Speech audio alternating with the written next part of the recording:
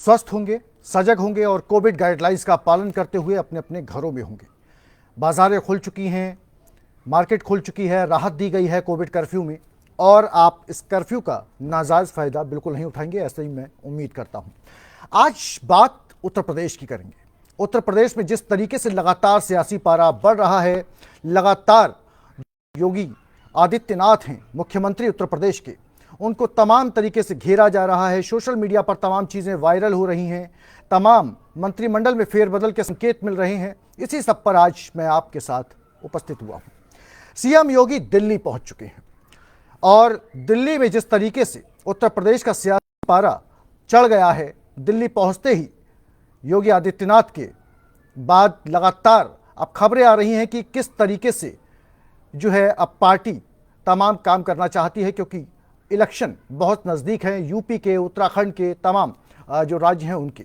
ऐसी स्थिति में वो बहुत ज़्यादा जिसे कहें कि तमाम चीज़ें जो हैं उत्तर प्रदेश में काफ़ी उथल पुथल मचा रही हैं। उत्तर प्रदेश में सियासी गर्मियों के बीच मुख्यमंत्री योगी आदित्यनाथ को दिल्ली तलब किया गया, यानी कि आज वो दिल्ली पहुंचे हैं। आज, जी हां, आज योगी दिल्ली में केंद्र सरकार और भारतीय जनता पार्टी के कई बड़े चेहरों से मुलाकात करेंगे।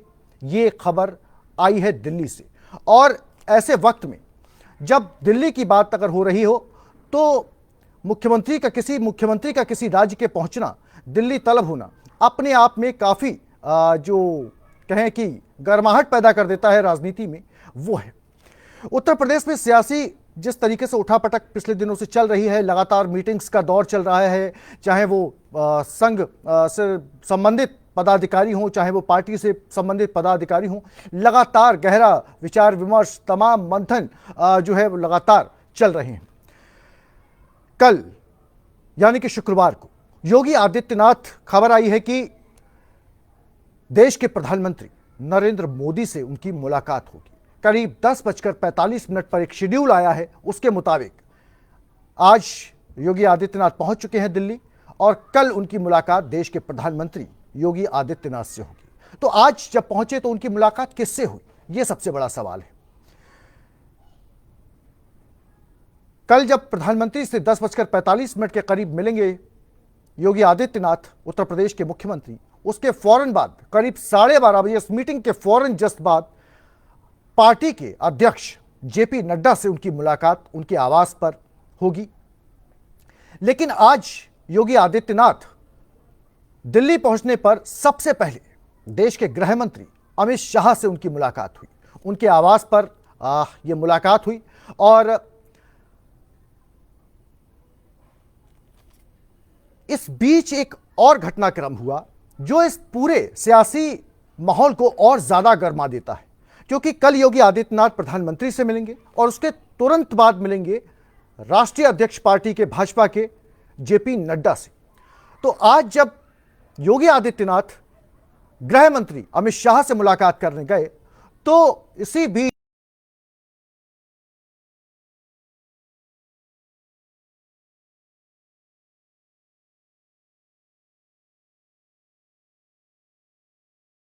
कई मायनों में खास मानी जा रही है। इन दोनों नेताओं से कल, क्योंकि योगी आदित्यनाथ उत्तर प्रदेश के जो मुख्यमंत्री हैं वो मिलने वाले हैं, लेकिन उससे पहले ही राष्ट्रीय अध्यक्ष का प्रधानमंत्री से मिलना तमाम सवाल पैदा करता है सियासी गर्माहट को और गरमाने में।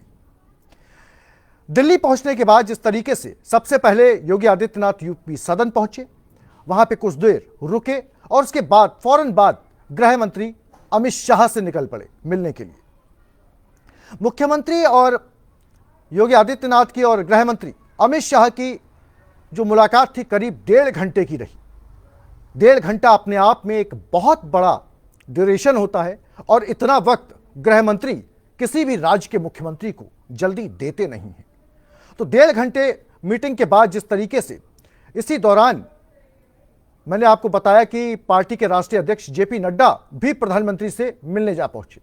अमित शाह से जब मुलाकात करके लौटे उसके बाद मुख्यमंत्री योगी आदित्यनाथ दिल्ली के यूपी सदन में जितेंद्र प्रसाद से मिले और सत्यपाल सिंह उनसे मिलने पहुंचे। जितेंद्र प्रसाद और सत्यपाल सिंह उनसे मिलने पहुंचे। और जितेंद्र प्रसाद कौन है? हमारे उत्तराखंड के और राष्ट्र के, यानी कि हिंदुस्तान के, भारत के जो बीजेपी प्रवक्ता हैं अनिल बलूनी। जी हाँ, काफ़ी सुलझे हुए व्यक्तित्व के इंसान, खुशमिजाज, हंसमुख, मीडिया फ्रेंडली। उन्होंने एक ट्वीट किया था कुछ ही घंटों पहले, या कहें कि एक दिन पहले। उस ट्वीट में उन्होंने कांग्रेस के एक बड़े नेता का बीजेपी में शामिल होने का इशारा किया था। उत्तराखंड में इसका काफी उथल पुथल मची कांग्रेस में, लेकिन उत्तराखंड कांग्रेस से कोई गया नहीं, गया यूपी की कांग्रेस से एक ऐसा नेता जो प्रियंका गांधी बडेरा का बहुत करीबी, जो राहुल गांधी का बहुत करीबी, यानी कि जितेंद्र प्रसाद। और जितेंद्र प्रसाद आज दिल्ली में थे और दिल्ली में मुख्यमंत्री से मिलने यूपी सदन पहुंचे, उत्तर प्रदेश के मुख्यमंत्री योगी आदित्यनाथ से मिलने। इसी तरीके से इस बीच जो है तमाम घटनाक्रम घटते रहे। अमित शाह से अनुप्रिया पटेल भी मिली। यूपी का जो सियासत है वो काफी गरमाई हुई है। क्यों गरमाई हुई है ये मैं अभी आपको स्पष्ट करूंगा। एनडीए का सहयोगी दल जो है अपना दल, इसकी सुप्रीमो है अनुप्रिया पटेल। वो भी गृह मंत्री अमित शाह से मुलाकात की, उन्होंने उनके आवास पे पहुंची। योगी आदित्यनाथ की मुलाकात के ठीक बाद सांसद अनुप्रिया पटेल गृह मंत्री अमित शाह के साथ उनकी बैठक हुई, उनसे मुलाकात की, परिचर्चा की। और इस बैठक को यूपी से जोड़कर कनेक्ट होकर पूरे तौर पे, साफ तौर पे देखा जा रहा है। सीएम योगी आदित्यनाथ ने लखनऊ में, कल की मैं बात बताऊं, जब लखनऊ में थे सीएम योगी आदित्यनाथ, तब रात में बीजेपी प्रदेश अध्यक्ष स्वतंत्र देव सिंह और संगठन के जो मंत्री हैं सुनील बंसल, काफी कद्दावर माने जाते हैं ये उत्तर प्रदेश की राजनीति में, इनके साथ बैठक की। इस बैठक के बारे में वैसे तो सरकार की तरफ से कहा जा रहा था कि यह हर महीने होने वाली एक रूटीन बैठक थी, लेकिन ऐसा बिल्कुल नहीं था। इस बैठक में शामिल होने के लिए सुनील बंसल हेलीकॉप्टर से वापस लखनऊ पहुंचे थे दिल्ली से, इसलिए इस बैठक को मामूली बैठक बिल्कुल नहीं माना जा रहा है। कहा यह जा रहा है कि इस बैठक में हाल ही के दिनों में जिस तरीके से सियासी घटनाक्रम हुआ उत्तर प्रदेश में, सियासी कयासों के बारे में रिपोर्ट देने के लिए योगी आदित्यनाथ को दिल्ली बुलाया गया या दिल्ली गए। इसके अलावा पिछले एक महीने का अगर हम उत्तर प्रदेश का जो घटनाक्रम उठाकर देखें, उसकी बात करें, तो उत्तर प्रदेश में भाजपा में तमाम सियासी अटकलों का बाजार लगातार गर्म चल रहा है। भाजपा और आरएसएस के बड़े नेता लखनऊ का लगातार दौरा कर रहे हैं और मीटिंगों का दौर लगातार जारी है। लखनऊ से लेकर दिल्ली तक यूपी चुनाव को लेकर जिस कदर मंथन चल रहा है, जिस कदर मीटिंग्स चल रही हैं, वो कहीं ना कहीं उत्तर प्रदेश में एक बड़े राजनीतिक फेरबदल की ओर इशारा कर रही हैं। बड़ा राजनीतिक फेरबदल, मंत्रिमंडल में फेरबदल हो सकता है, तमाम पोर्टफोलियो को दाएं से बाएं, बाएं से दाएं किया जा सकता है। यह एक बड़ा फेरबदल हो सकता है। एक खास नाम की चर्चा है, शर्मा, मिस्टर शर्मा, इनका पूरा नाम भी बताऊंगा अभी आपको। इनको भी मंत्रिमंडल में जगह देने की काफी जद्दोजहद हो रही है और इसी सब के चलते ये पूरा जो है तामझाम हो रहा है। ये क्यों हो रहा है ये भी मैं स्पष्ट करूंगा। उत्तर प्रदेश में अगले साल चुनाव होना है, उत्तराखंड की तरह। चुनाव से पहले बीजेपी के अंदर बड़ी खींचतान मची है। जिस तरीके से पंचायत चुनाव हुए और पंचायत चुनाव में उत्तर प्रदेश में बीजेपी को मुंह की खानी पड़ी, उसने सियासी हलके जो हलक वो हैं दल, उनमें गर्माहट पैदा कर दी है जो विपक्ष के हैं, और जो सत्तारूढ़ पार्टी है उसके अंदर बेचैनी पैदा कर दी है। खींचतान की शुरुआत होती है प्रधानमंत्री मोदी के सबसे करीबी ए.के. शर्मा। जी हां, ए.के. शर्मा, जिन शर्मा जी का मैं नाम ले रहा था, इनको मंत्रिमंडल में शामिल किए जाने को लेकर योगी आदित्यनाथ बताया जाता है कि इनको मंत्रिमंडल में शामिल करने से गुरेज कर रहे थे। इस खींचतान को लेकर बीजेपी और आरएसएस के कई नेताओं ने, बड़े नेताओं ने लखनऊ में मंथन किया, विचार विमर्श किया और इस बारे में तमाम मीटिंगों का दौर जो है वो लगातार उत्तर प्रदेश में चला है। और ये जो दौर जिस तरीके से चला वो अपने आप में काफी जो है उथल पुथल पैदा कर देने वाला रहा है। तो अब जिस तरीके से ए.के. शर्मा को मंत्रिमंडल में शामिल किए जाने की जो बात है वहां पे कुछ लोगों का कहना है कि ए.के. शर्मा को लेकर दिल्ली दरबार और यूपी दरबार के बीच सामंजस्य नहीं बैठ रहा था। जो बात मैंने आपसे अभी कही, योगी आदित्यनाथ ए.के. शर्मा को मंत्रिमंडल में शामिल करने को लेकर राजी नहीं थे।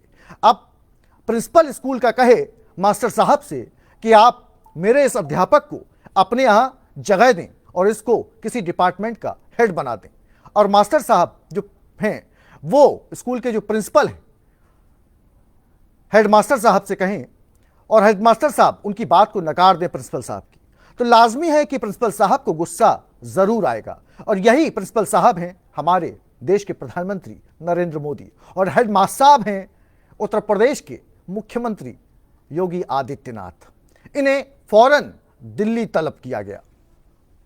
लखनऊ में बीजेपी और आरएसएस के नेताओं की बैठक के बाद दिल्ली में प्रधानमंत्री मोदी की अगुवाई में बीजेपी की एक बड़ी बैठक हुई थी। इस बैठक के बाद कई तरीके की बातें सियासी जो उठापटक वाली थी वो सामने आ रही थी। दिल्ली में जिस तरीके से अगर मैं बात करूं तो पीएम मोदी जो है बैठक कर रहे थे। लखनऊ में जो यूपी बीजेपी प्रभारी हैं राधा मोहन सिंह, इन्होंने राज्यपाल आनंदीबेन पटेल और विधानसभा अध्यक्ष हृदय नारायण दीक्षित से मुलाकात की थी। इस मुलाकात के बाद फिर से मंत्रिमंडल विस्तार की अटकलें तेजी से शुरू हो गई और इसे फिर से एक बार टाल दिया गया। शुरू हुई थी लेकिन इसे दरकिनार कर दिया गया। अब यहां पे मैं बताऊं कि जो बिसात बिछाई है उत्तर प्रदेश में, वो योगी आदित्यनाथ को चारों तरफ से वजीर को घेरे हुए बैठी है। उत्तर प्रदेश में राज्यपाल बनाई जाती हैं कहां से?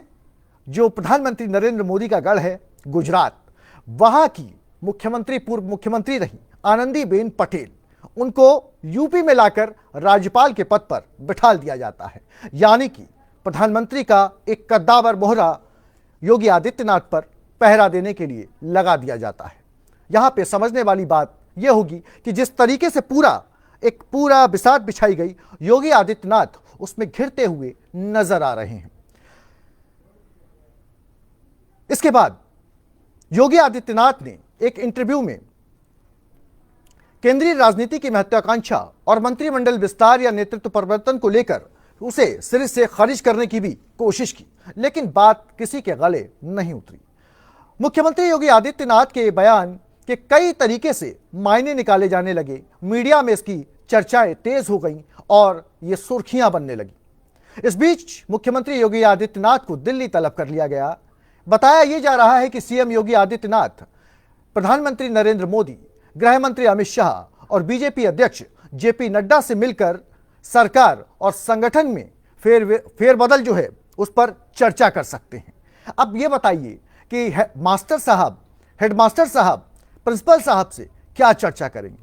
प्रिंसिपल साहब जो आदेश देंगे हेडमास्टर को मानना ही पड़ेगा, और यहीं पर योगी आदित्यनाथ को जो भी आदेश मिलेगा ये उनकी मजबूरी कहें या फिर उनकी जो भी आप समझें, उनको प्रिंसिपल साहब का आदेश मानना ही होगा। जो ए.के. शर्मा का नाम आ रहा है, यकीन मानिए आने वाले दिनों में वो यूपी के मंत्रिमंडल में जरूर शामिल होंगे।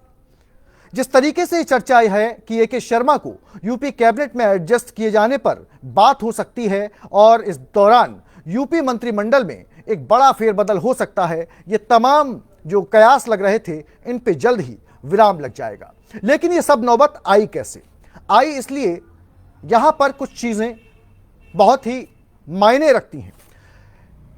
अजय सिंह बिष्ट यानी कि योगी आदित्यनाथ ठाकुर जाति के, ठाकुरों को इन्होंने, चाहे वो ब्यूरोक्रेसी हो, चाहे वो मंत्रिमंडल हो, चाहे वो किसी भी फील्ड में, इन्होंने काफी बढ़ावा देने का इन पे आरोप लगता रहा है योगी आदित्यनाथ पर, उत्तर प्रदेश के मुख्यमंत्री योगी आदित्यनाथ पर।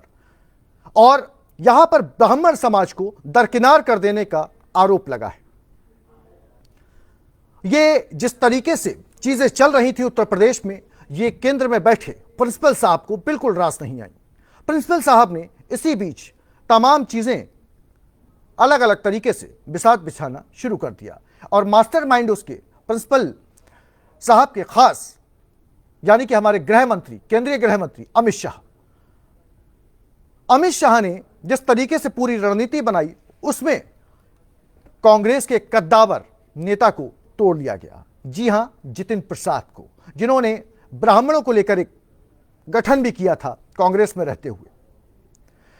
तो अब ब्राह्मण वोट को कैसे साधा जाए, यह कवायद शुरू हो गई है, क्योंकि अब इल्जाम लगने लगे हैं उत्तर प्रदेश सरकार पर कि यह सारा जो उत्तर प्रदेश का पूरा ब्यूरोक्रेसी है, ब्यूरोक्रेट्स हैं, चाहे वो सरकार में तमाम मंत्री हैं, उनमें ठाकुरों की ज्यादा चलती है और ब्राह्मणों को दरकिनार कर दिया जा रहा है। तमाम ब्राह्मणों के केसेस हुए हैं जिन्हें पूरी तरीके से साइडलाइन कर दिया गया।